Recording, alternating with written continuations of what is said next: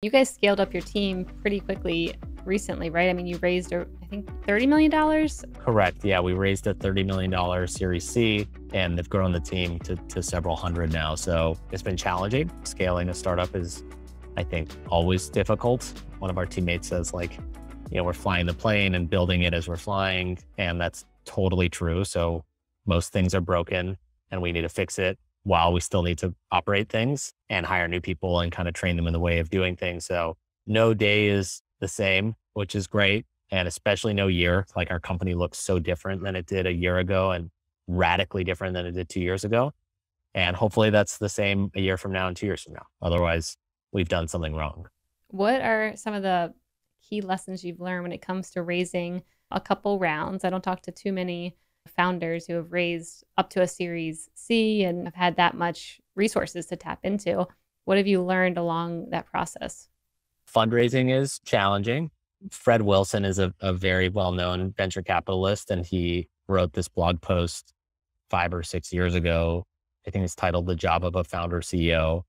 And he said, at the end of the day, there's really just 3 things that a founder CEO needs to do really well. Number 1 is set the vision. Number 2 is hire great people. And number 3 is don't run out of money.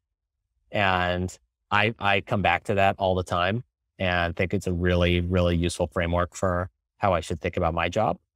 And the third one, for better or for worse, ends up taking a lot of time. And for a business like ours, that is pretty differentiated. It's in a category that has had a lot of failures.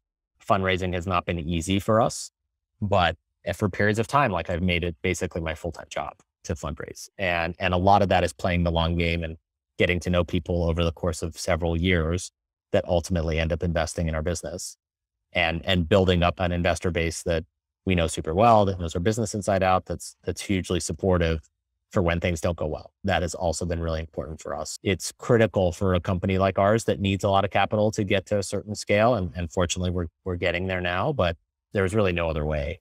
Are there any founders or CEOs or companies that you watch day to day and to kind of learn from, or where you take pieces and nuggets and bring it into Tovala? Tons. Yeah. I've been doing that my whole life. I've, read stories of many, many other successful companies, many other successful founder CEOs.